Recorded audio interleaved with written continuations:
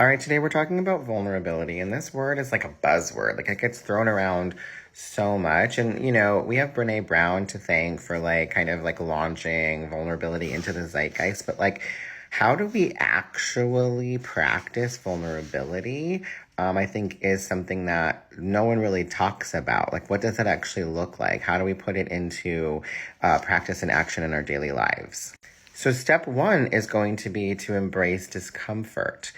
We have to be willing to be uncomfortable and do things that maybe bring up fear or imposter syndrome or even shame sometimes. Like, shame's not useful. We don't want shame, but sometimes we might have to face that in order to get past it so that we can show up in a more vulnerable way.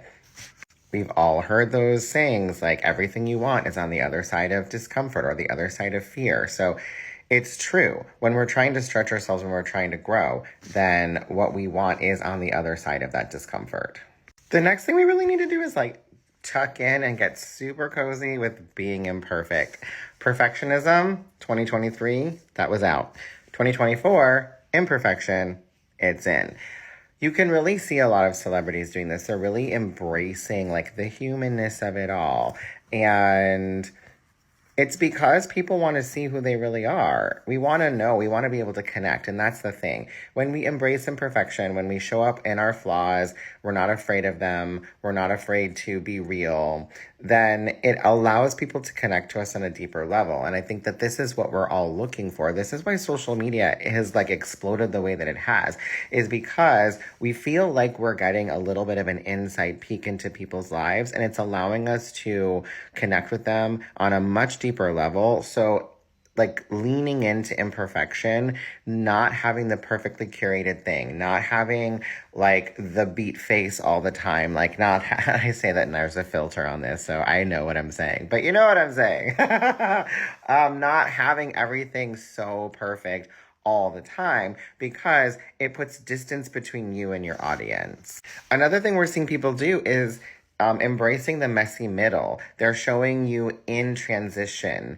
They're showing you when they haven't quite figured it all out yet. And I think we all need that. We all need people modeling for us what it looks like to kind of navigate difficult situations and how it's not all like neat and tidy like television. Like that's just not the reality. So when we have people that we follow on socials modeling for us what it looks like to navigate difficult situations, that really helps all of us grow into the next iteration of who we want to be.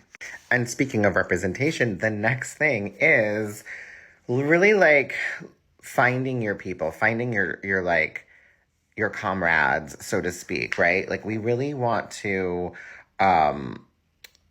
look for the people who are going to lift us up, who are going to be there for us, who are going to have our backs. When we're leaning into discomfort, that's about us having our own back and being willing to feel uncomfortable, negative emotions. And when we're finding our people, when we're really leaning into our community, that's about allowing other people to have our back. So, I don't know, like asking for help. I'm not good at that.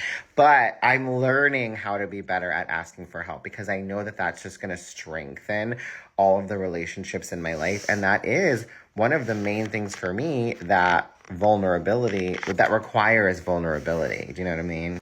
But it's very important that you choose people who have earned the right to see you at your lowest points, right? So it's not just the people who are there for you when things are good, when you're on a high, when everything's amazing, but you're really looking toward those people who are there for you when things get not so cute, when it's not so cute, And so who are those people? Invest in those relationships and practice vulnerability in that scenario. And lastly, in order to do that, we really have to own our entire story. One of the ways we can do that is to actually rewrite our story. So you can actually go back, look at the way that you've interpreted your entire life and rewrite your past. Not in like a sugar-coated, fantastical way, but in a way that does empower you, in a way where you focus more on the things that you've struggled with and overcome than the things that have kind of kicked you down. This is super important. We don't want to ignore the tough times, but we don't want to focus on them in a way that we're using them as evidence as to why we can't succeed in the future.